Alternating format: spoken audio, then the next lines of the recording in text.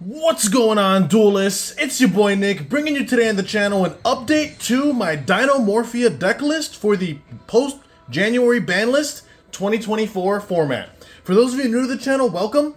My name is Nick. We do Yu-Gi-Oh content mainly focused around rogue and casual decks alike. If that's the kind of Yu-Gi-Oh that you're interested in, then I highly encourage you to subscribe to the channel so you don't miss out on any more of my uploads. We are currently working our way to 1,500 subscribers, and I need your help to get there. We just hit the 1,300 subscriber mark, and I want to thank all of you who have subscribed so far and continue to watch my content. Like I said, I do all of this for you guys. So, Dinomorphia. Obviously, the ban list that was released January 1st, did a lot. There was 25 changes on that list in total, and some of the changes indirectly benefited this deck. Like, for example, we got a couple of things fresh off the list that I think work really well with what this deck wants to do, so I felt that it was time for an update. However, I do want to preface something before we dive headfirst into this profile. I am well aware that Maze of Millennia releases at time of recording next week, and in that set there is a brand new trap card called Transaction Rollback. Now, some of you may not be familiar with that trap. Basically, it's a normal trap that on activation you pay half your life, and you target a trap in your opponent's graveyard, a normal trap, and copy its effects. Now, from the graveyard, you can banish it, pay half your life, and copy a normal trap from your grave. Now, that seems amazing for Dinomorphia. That seems like the type of thing that they'd be rubbing their little dinosaur, claws together for. However, there's a few caveats here. For starters, Dinomorphia doesn't have a way to actually get that card to the graveyard, because it's the graveyard effect of Transaction Rollback that Dinomorphia would actually value most. And any line or combo that could be done to get that card in the grave, in my personal opinion, is just cope. And you are going way out of your way to facilitate a card that in most cases is just situational, at least for this particular deck. Now, I know as crazy as that sounds, because it's literally a trap that pays half your life for cost, which, Dinomorphia loves doing, but I personally don't feel like Transaction Rollback is needed in this deck, which is why I didn't bother waiting to update the profile post Maze of Millennia. Now, that's my own opinion. Some of you guys may think differently. You can chime down in the comments below your thoughts. I mean, yes, you could play Foolish Burial Goods. You could play cards like Paleozoic Morella, to facilitate getting Transaction Rollback to grave. But in all seriousness, those aren't consistent ways of doing it. And it's really the graveyard effect that you care about, and I just feel like, you could even, there's lines that get you to Beatrice, for example, using level 6s, but Dinomorphia usually doesn't summon monsters until the opponent's turn anyway, so I don't see a world where you're getting to Beatrice turn 0 to, set that up preemptively. And like I said, I did test with it, but it wasn't working out for me. So like I said, I don't think that card, will benefit this deck. You might see some profiles later, after the release of Maze of Millennia that talk about that card and rave about how amazing it is. But honestly, until you test that card in Dinomorphia, you won't really know what I'm talking about. And I just feel like it just doesn't work. When it works, it goes in. The problem is getting it to work. So, like I said, I chose, obviously we're not going to be running that card. This list is pre-Maze of Millennia. But even post-Maze of Millennia, I don't think Transaction Rollback will be finding its way into any Dinomorphia list. And even if it does, like I said, a lot of it is just cope and inconsistencies. So with that out of the way, we're diving into this very clean and streamlined 40-card deck list, of which we are starting with a playset of Dinomorphia Theresia, the one that you want to open with pretty much every single game. Upon normal or special, she lets you set a Dinomorphia trap directly from your deck to your side of the field, so that's amazing right there. Then if your life is 2,000 or less, she gains 500 attack permanently, making her a 2,000 beat stick. And then if she is destroyed by battle or card effect and sent to the graveyard, or actually, she doesn't even need to be sent to grave, excuse me. Just as she's destroyed by battle or card effect, you can banish a trap from grave to special summon a level 4 or lower Dinomorphia monster from your grave, except herself. So very good starter card here. You definitely want to max out on a playset of Theresia for obvious reasons. Then up next, we have the playset of Diplos. Now, funnily enough, Theresia and Diplos are the only main deck Dinomorphia monsters that the theme has. Diplos, upon normal or special, allows you to ascend a Dinomorphia card from your deck to the graveyard, which is pretty good at sending certain traps, or in some cases even sending Theresia. That way you can, go battle phase, potentially crash with Diplos just to get the revive effect to get Theresia back, because just like Theresia, Diplos has the exact same graveyard effect. If he is destroyed, by battle or card effect. You can banish a trap from grave to special summon a level 4 or lower Dinomorphia from grave, except himself. One thing I did forget to mention is after he's normal or special summoned and he foolishes a Dinomorphia card, if your life points are 2,000 or less, you can inflict 500 damage to your opponent at resolution of that effect, which is pretty cool. Could come up in, you know, some scenarios. But that's it for the Dinomorphia monsters. Now we're moving to the some tech cards. We are on a playset of Ash Blossom. I just think that Ash is still the most generic, you know, overall coverage for any format or any matchup you're going to come across this format. So a playset of Ash obviously needs no explanation. I just think Ash addresses a lot of different stuff. Then after that, we have 2 copies of Wannabe. This card is pretty much like a Pot of Avarice or Prosperity, for example, but for your trap cards.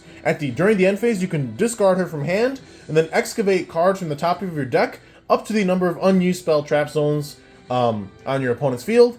And if you excavate a trap card, you can set it, but it does get sent to the graveyard during the end phase of the next turn. So whatever you set off of Wannabe, you do have to use on that next turn, otherwise it'll just get sent to grave. But overall, Wannabe just adds a nice layer of consistency to the deck, and I think playing her at 2 is just the right choice. Then for the last monster in the main, we have 2 copies of Aras, the Labyrinth Servant. This card does something that I think this deck values greatly, and that is speed it up. One of the worst things that any control deck, not just Dinomorphia, has to worry about is losing the die roll and going second. This card makes going second with Dinomorphia not so terrible, because now you're able to use cards like Domain or Frenzy. Even though you lost the die roll and your opponent's going first, you can establish your Rexstrom and just, you know, do that turn 0, which is very, very cool. So I think playing 2 copies of Aras in this deck is a very cool tech, and it's very, very relevant. On top of that, she does revive herself in certain scenarios, giving you even easier access into certain rank 6 plays, which I know Dinomorphia does already have, you know, Kentragina and the Stealth Bergia as level 6 monsters, but now Aras in the mix just adds an additional level 6, giving you more access to rank 6 fodder, which is obviously very strong. So that rounds out the monsters. Now, going into the spells, of which we only play a handful of, but one relevant spell that is fresh off the ban list is 3 copies of Upstart Goblin. I think this deck benefits from this card being at 3 hugely. You're effectively playing a 37 card deck at this point. Upstart is not even once per turn. Yes, your opponent gains 1,000 life points, but in a deck like this, you don't really care because the life point differential is already so crazy to begin with. Like, you giving your opponent 1,000 life doesn't matter. All you want to do is make sure you have access into your engine so you can keep putting pressure on the board with your Dinomorphia Rexstrom and floodgate your opponent out of the game. So 3 Upstart I think is mandatory for any Dinomorphia list moving forward, just because they are able to play it so freely. Then we round that out with 2 copies of Pot of Duality. Again, Droll's not something this deck has to worry about because we rarely search. Like I said, I mean, if they want to Droll us after an Upstart, that's on them. Duality is kind of the same thing. And yeah, the special summon restriction doesn't really hurt us either because Dinomorphia usually special summons on the opponent's turn regardless. So 2 Duality, you know, just for consistency. And then to round out the last spell we play is 1 Called By. Obviously, we do want to play around cards like Ash if they try to Ash us on our Frenzy or our Domain. So having an out to that, for example, does come up. And that rounds out the spells. Now moving into the traps, of which we play 3 copies of Frenzy. This is the bread and butter, literally the card artwork you see here on the playmat before you. And Frenzy is a normal trap that can only be used during your opponent's main phase. You pay half your life points for cost, and you fusion summon a Dinomorphia fusion monster from your extra deck, using only 1 monster from your deck and 1 monster from your extra deck as the material. So it's pretty much just a fusion, you know, a polymerization in trap card form, which is obviously very strong, but it also lets you use a material from deck and one from the extra deck specifically, which helps turbo into Rex very, very quickly. In addition to that, moving forward, I'm just going to say this once, all of the normal Dinomorphia traps have the exact same graveyard effect, where if your life points are 2,000 or less, you can banish this card from your graveyard, and if you you do not take any effect damage from your opponent's cards or effects this turn. So all of the Dinomorphia normal traps share that same graveyard effect where they can banish themselves as long as your life's 2,000 or less, preventing you from taking any type of effect or burn damage, which is obviously very good. Because Dinomorphia does get their life points to such a low threshold, you don't want to just be caught losing to something stupid like Sparks, you know, for that one kid at locals that decides to show up with his grandpa's deck or whatever.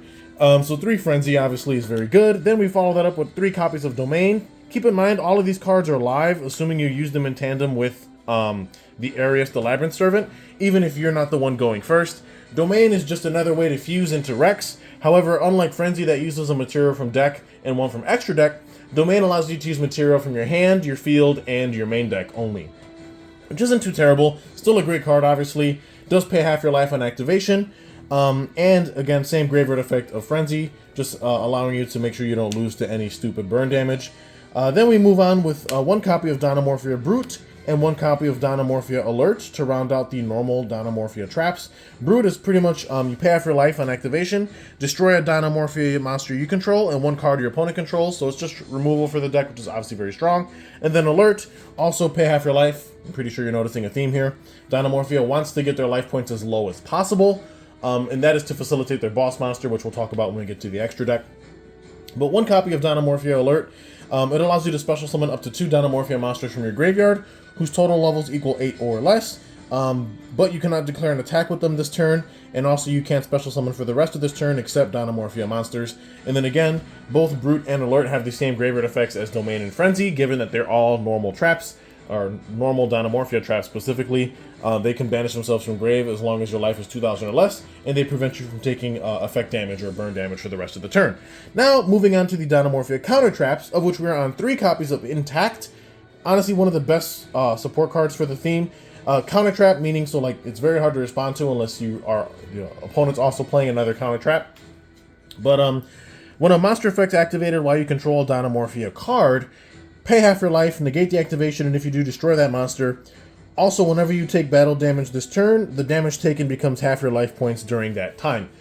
So pretty much this allows you to like not lose to Ash on either Frenzy or Domain, which is very relevant. It pays half your life again, so that way when you do get your Extrum, you're pretty much already in the driver's seat. And it just prevents you from being killed by battle that turn, because any battle damage you would take just becomes half of your life, which is pretty hilarious, which means you theoretically can't actually die by battle that turn.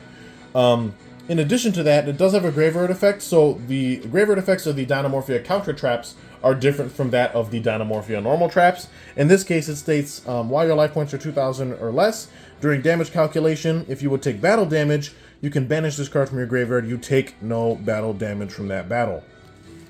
So the counter traps in the Dinomorphia theme, as long as your life is 2,000 or less, you can banish them during damage calc and to prevent you from taking battle damage. Excuse me. Then we round that out with one copy of Dynamorio Sonic.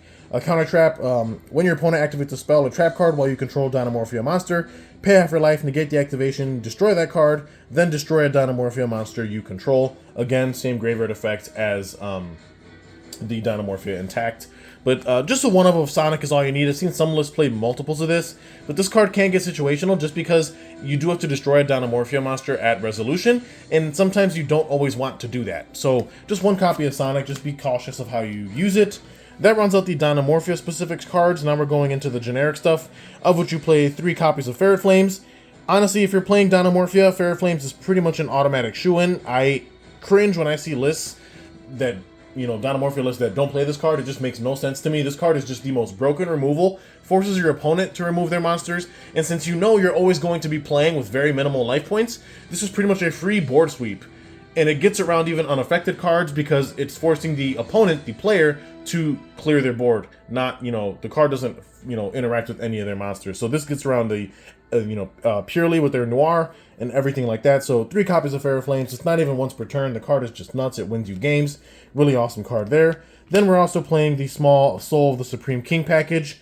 This card allows you to pay half your life, and you special summon Supreme King Zarc from your extra deck. Then you can, while you control the Zarc, you can banish the this card from your graveyard and the Zarc from field if your opponent activates a spell or trap card.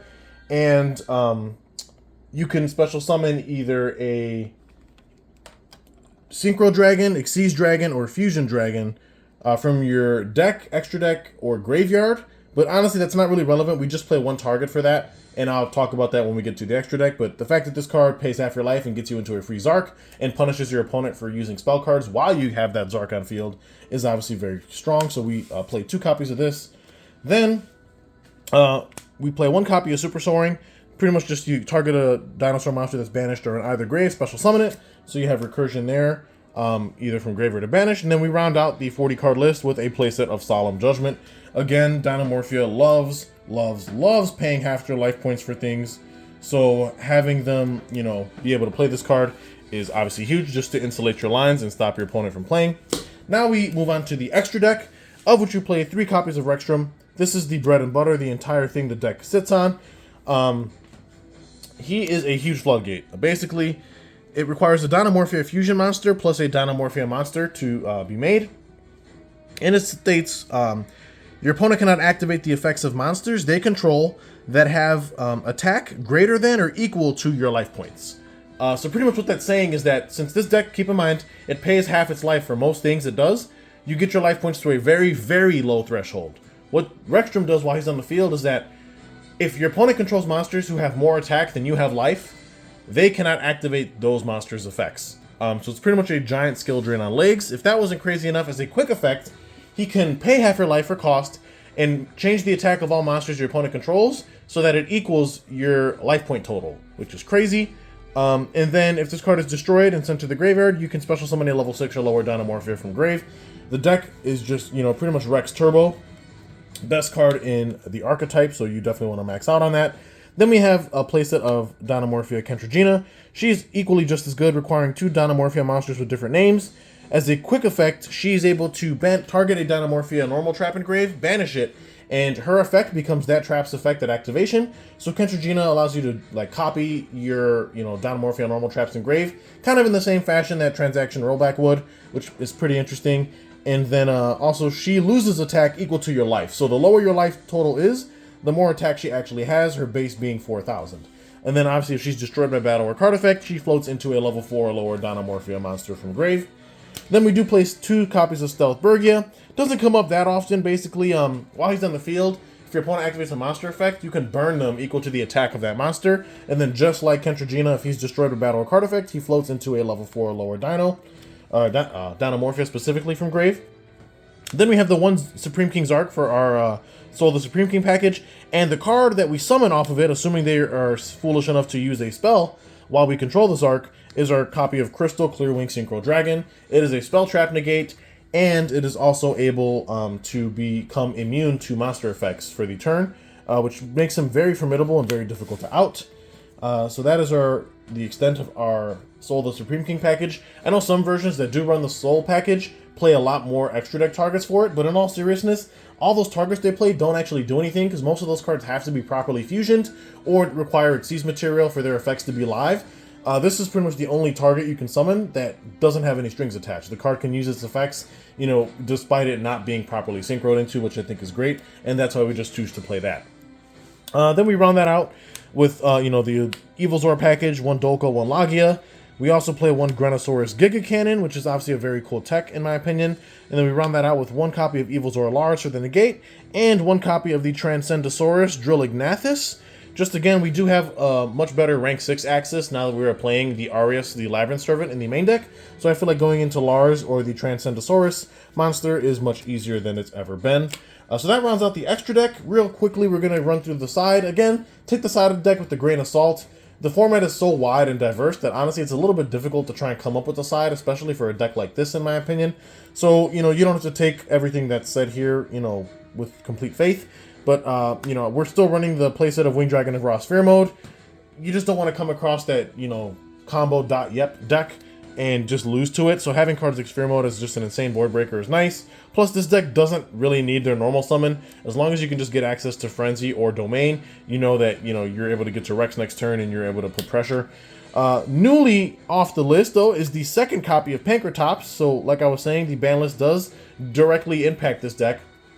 We have double Pank now for being able to go second, which I think is huge. Then we play the 1 copy of Dinomorphia Brute in the side, just for those matchups where you do need that extra spot removal. Having the extra Brute in the side does come up sometimes. Then we also play a playset of Anti-Spell Fragrance. Obviously, if you know you're going to be going first, you can pretty much just floodgate your opponent out of the game. And then we also play 1 Harpy's Feather Duster, 2 Forbidden Droplets, and then we complete the sideboard with a playset of Evenly Matched. Again, also just to help this deck be able to go second and break boards. So that is going to be it for my updates to Dinomorphia for the brand new, January 2024 format. Hopefully you guys enjoyed that update. Stay tuned for more really awesome and unique content coming your way. But with that being said, this is Nick hitting that end phase.